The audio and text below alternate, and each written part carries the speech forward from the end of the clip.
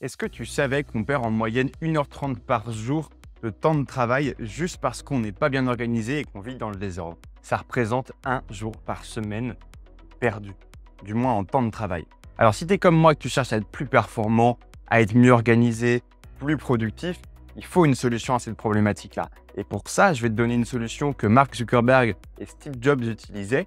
Et pour ça, on va parler minimalisme. À l'origine, l'homme était nomade. Ça voulait dire que lorsqu'il se déplaçait d'un point A à un point B, il prenait le strict minimum avec lui et il ne s'encombrait pas de choses inutiles. Regarde, exemple tout bête, tu dois partir en voyage et ta copine elle prend 3 valises alors que toi tu prends juste un sac à dos. J'abuse un poil, mais c'est un peu l'idée. La copine a toujours tendance à prendre plus que toi. C'est pas vrai? Mais lorsque l'agriculture est arrivée, il a fallu qu'on se sédentarise et donc qu'on reste à un endroit précis. C'est là où les choses ont commencé à s'accumuler. On estime que dans une maison lambda, tu as environ 300 000 choses, 300 000 objets. C'est énorme. Et j'imagine même pas ceux qui sont atteints du syndrome de Diogène. Alors c'est un truc très précis qui en gros fait qu'on garde tout, c'est maladif et on ne jette rien. En fait, pour faire très simple, le minimalisme est un mode de vie qui permet simplement de garder que ce qui est nécessaire et de virer ce qui ne l'est pas. On ne s'encombre pas avec l'inutile, tout simplement.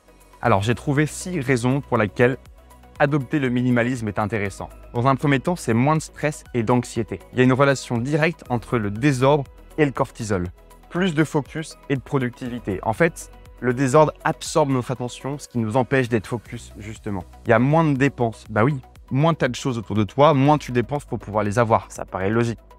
Il y a également plus de bonheur. Il y a des études qui nous montrent que plus on possède, plus on est insatisfait, malheureusement.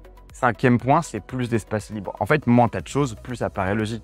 Plus tu as d'espace autour de toi. Et un peu d'espace, ça nous fait du bien. Et le dernier point dont je vais te parler, c'est qu'en fait, tu perds moins de choses. Moins il y a de choses autour de toi, plus l'évident est justement sous tes yeux. Et ce qui est génial, c'est qu'elles sont toutes reliées les unes entre les autres. Maintenant, ce que je vais faire, c'est que je vais te donner 4 techniques pour commencer à mettre en place le minimalisme. Dans un premier temps, c'est limite tes décisions. C'est justement ce que faisaient Mark Zuckerberg et Steve Jobs de son vivant. En fait, ce qu'ils faisaient, c'est que, un exemple tout bête, ils s'habillaient tout le temps de la même façon pour éviter de prendre des décisions inutiles. En fait, on a un quota de décisions à la journée et ils préféraient prendre des décisions importantes plutôt que des décisions pas importantes. Donc du coup, ils optimisaient ça. C'est une forme de minimalisme en fin de compte. Vire tout ce qui est inutile autour de toi. Quoi que ce soit tes vêtements qui sont plus adaptés, tous les jouets que tu as pu avoir, je sais pas, une vieille console qui fonctionne plus, tes trucs électroniques qui n'ont plus intérêt, tes vieux stylos, tes vieux, je sais pas, tout ce que tu n'utilises plus, trouve une solution, tu le vires. Que ce soit le donner, le vendre, le mettre à la poubelle, vire ce qui ne te sert pas. Tout ce qui n'a pas d'intérêt sous les 3 mois, tu peux le virer. Enfin, quand je dis 3 mois, c'est juste à titre d'exemple pour pouvoir te trouver une solution pour virer les choses. Si tu sais que tu en as besoin dans 6 mois, garde-le, bien sûr.